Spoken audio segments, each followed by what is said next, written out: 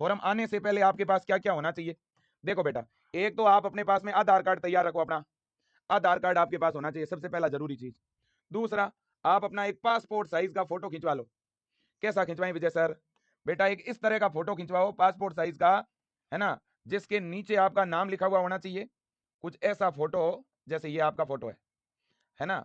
अब इस फोटो में यहाँ आपका नाम भी लिखा हुआ होना चाहिए, ध्यान रखना। यहाँ आपका नाम हो जाएगा, यहाँ डेट ऑफ फोटो, फोटो जिस डेट को खिंचवाया वो डेट हो जाएगी। ये दो चीज होनी चाहिए बेटा, ध्यान रख लेना। अगर मेरा नाम विजय कुमार है तो फोटो पे मेरा नाम हो गया विजय कुमार, और मान लेते हैं कि मैंने फोटो खिंचवाया है 1 अप्रैल को, तो ये 1 अप्रैल 2026 इस तरह से फोटो पे लिखा हुआ होना चाहिए। और बैकग्राउंड जो है ना फोटो का वो व्हाइट होना चाहिए, ध्यान रखना, व्हाइट बैकग्राउंड। फोटो जब भी खिंचवाओगे तो व्हाइट बैकग्राउंड में खिंचवाना, है ना। और चेहरा एकदम क्लियर विजिबल होना चाहिए, फोटो में कान भी दिखने चाहिए। कई बार फोटो इतना नजदीक से खींचा जाता है कि यूं दिखता है तरबूज की तरह चेहरा, है ना, पूरा फेस पहचान में नहीं आता बेटा। कई बार हम क्या करते हैं, सेल्फी लेते हैं यूं तिर से देख करके, यूं पोज दे करके, काले चश्मे पहन के, टोपी पहन के, गमछा डाल के, वो फोटो अलाउ नहीं है, ध्यान रख लेना बेटा। ठीक है ना, एकदम बढ़िया फोटो होना चाहिए, आपके फेस का बिल्कुल रियल एक जैसा फेस दिख रहा है वैसा होना चाहिए, ब्लर नहीं होना चाहिए, पुराना नहीं होना चाहिए, फोटो का व्हाइट बैकग्राउंड हो, और फोटो खुद रंगीन होना चाहिए, है ना, रंगीन फोटो होना चाहिए, है ना। हाँ, तो ये फोटो वाली बात हो गई। अब है साइन।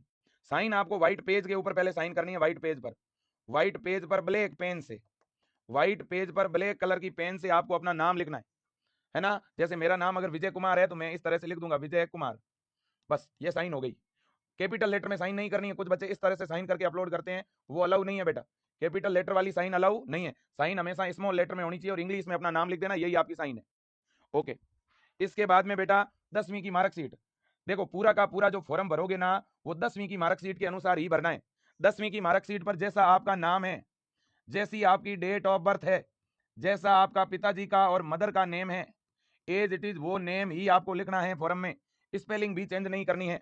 यह बात ध्यान रखना, भले ही 10वीं की मार्कशीट में सही है गलत है जैसा भी है।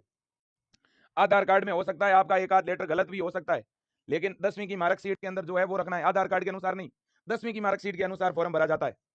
10वीं की मार्कशीट में जो आपके नाम की स्पेलिंग है, अब अगर आपका नाम विजय कुमार है तो विजय कुमार ही लिखोगे, है ना। अगर किसी का नाम है विजय कुमार खन्ना तो विजय कुमार खन्ना ही लिखना है, वो 10वीं की मार्कशीट में जो है वो लिखना है। अब 12वीं की मार्कशीट, बेटा जो बच्चे 12वीं पास कर चुके हैं, जिन्होंने पिछले साल 12th किया हुआ है, उनके पास तो 12th की मार्कशीट होगी, तो मार्कशीट की फोटोकॉपी साथ में लेके जाना, क्योंकि मार्कशीट में जो नंबर आए हुए हैं वो नंबर फॉर्म में डालने पड़ेंगे। और जो बच्चे इस साल बोर्ड का एग्जाम दिए हैं उनको 12th की मार्कशीट की कोई जरूरत नहीं है बेटा, उनको तो केवल इतना लिखना है 12th। और 12th जब आप फॉर्म भरोगे तो वहां पूछा जाएगा कि आप 12th पास हो कि 12th अपियरिंग हो, तो आपको वहां 12th अपियरिंग पे क्लिक कर देना है। क्लिक करते ही फिर वहां कुछ नहीं भरना, कोई नंबर वगैरह नहीं भरने आपको, क्योंकि रिजल्ट ही नहीं आया। हाँ, अब है बैंक अकाउंट। बेटा आपका खुद का बैंक अकाउंट होना जरूरी है, आप अपना खाता खुलवा दीजिएगा कोई भी बैंक में, उस बैंक अकाउंट की डायरी अपलोड करनी पड़ेगी फॉर्म के अंदर बेटा, ठीक है। और आपका नहीं है तो फिर अपने पिताजी का या माताजी का भी अकाउंट चल जाएगा, अगर आपका हो तो पहली प्रायोरिटी आपकी है, और अगर नहीं खुला हुआ है तो खुलवा लो बैंक अकाउंट, आगे भी काम आएगा। एडमिशन होने के बाद भी स्कॉलरशिप मिलती है आप लोगों को, स्टाइपेंड भी मिलता है, बहुत सारी चीजें हैं जिसमें आपका अकाउंट काम आएगा, है ना। कोई भी बैंक में होगा चलेगा, कोई भी बैंक का चल जाएगा, बस बैंक का अकाउंट होना चाहिए, और कहीं का भी होगा चलेगा, है ना। और बैंक अकाउंट लंबे समय से अगर बंद भी पड़ा है, उसमें कोई लेन देन नहीं भी की है, तो भी वो अकाउंट नंबर दे सकते हो, क्योंकि खाते कभी बंद नहीं होते हैं। हाँ जरूर डीएक्टिवेटेड हो जाते हैं, उनमें 100 रुपए 500 रुपए डाल के वापस निकालोगे तो वो खाता वापस एक्टिवेट हो जाएगा। हाँ, इसके बाद है वेरिफिकेशन सीट, ये भी फॉर्म के अंदर अपलोड होगी बेटा, है ना। वेरिफिकेशन सीट क्या होती है वो मैं अभी बता दूंगा, है ना। अब देखो बेटा सिर्फ इतनी चीजें चाहिए,